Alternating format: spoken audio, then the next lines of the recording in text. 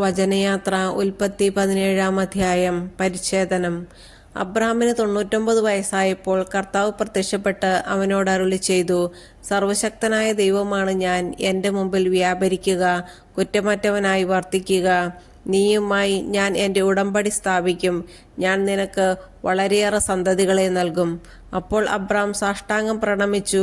ദൈവം അവനോട് അരുളിച്ചെയ്തു, ഇതാ നീയുമായുള്ള എൻ്റെ ഉടമ്പടി. നീ അനവധി ജനതകൾക്ക് പിതാവായിരിക്കും. ഇനിമേൽ നീ അബ്രാം എന്ന് വിളിക്കപ്പെടുകയില്ല, നിന്റെ പേര് അബ്രാഹം എന്നായിരിക്കും. ഞാൻ നിന്നെ അനവധി ജനതകളുടെ പിതാവാക്കിയിരിക്കുന്നു. നീ സന്താനപുഷ്ടിയുള്ളവനാകും. നിന്നിൽ നിന്ന് ജനതകൾ പുറപ്പെടും. രാജാക്കന്മാരും നിന്നിൽ നിന്ന് ഉത്ഭവിക്കും. ഞാനും നീയും നിനക്ക് ശേഷം നിന്റെ സന്തതികളും തമ്മിൽ തലമുറ തലമുറയായി എന്നേക്കും ഞാൻ എൻ്റെ ഉടമ്പടി സ്ഥാപിക്കും. ഞാൻ എന്നേക്കും നിനക്കും നിന്റെ സന്തതികൾക്കും ദൈവമായിരിക്കും. നീ പരദേശിയായി പാർക്കുന്ന ഈ കാനാൻ ദേശം മുഴുവൻ നിനക്കും നിനക്ക് ശേഷം നിന്റെ സന്തതികൾക്കുമായി ഞാൻ തരും.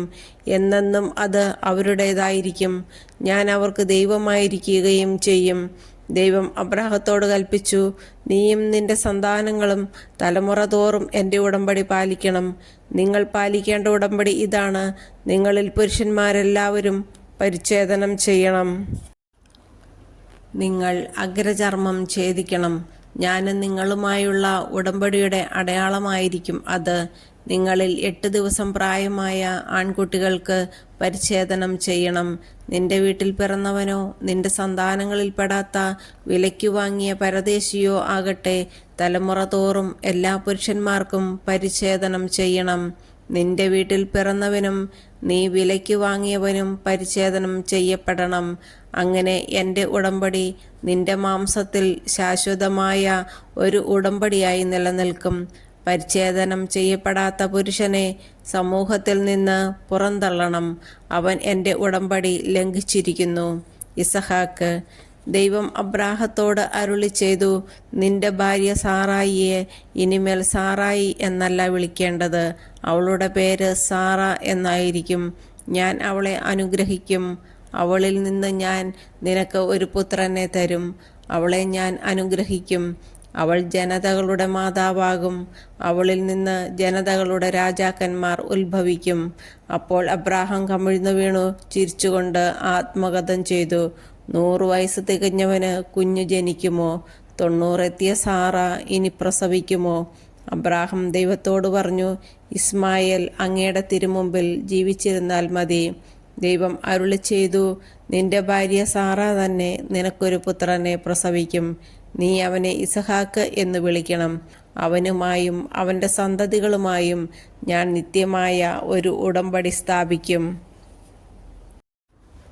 ഇസ്മായേലിനു വേണ്ടിയുള്ള നിന്റെ പ്രാർത്ഥനയും ഞാൻ ചെവിക്കൊണ്ടിരിക്കുന്നു. ഞാൻ അവനെ അനുഗ്രഹിച്ചിരിക്കുന്നു. ഞാൻ അവനെ സന്താനപുഷ്ടിയുള്ളവനാക്കി അവൻ്റെ സന്തതികളെ വർദ്ധിപ്പിക്കും.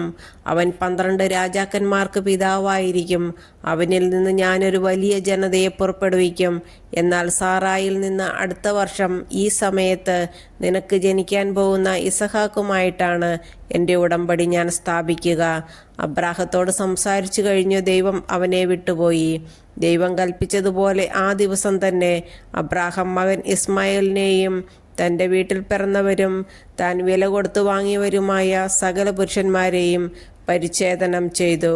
പരിച്ഛേദന സമയത്ത് അബ്രാഹത്തിന് 99 വയസ്സും ഇസ്മായേലിന് 13 വയസ്സുമുണ്ടായിരുന്നു. അന്ന് തന്നെ അബ്രാഹവും മകൻ ഇസ്മായേലും പരിച്ഛേദനം ചെയ്യപ്പെട്ടു. അബ്രാഹത്തിൻ്റെ വീട്ടിലെ എല്ലാ പുരുഷന്മാരും വീട്ടിൽ പിറന്നവരും പരദേശികളിൽ നിന്ന് വിലയ്ക്ക് വാങ്ങിയവരുമായ എല്ലാവരും അവനോടൊപ്പം പരിച്ഛേദനം ചെയ്യപ്പെട്ടു.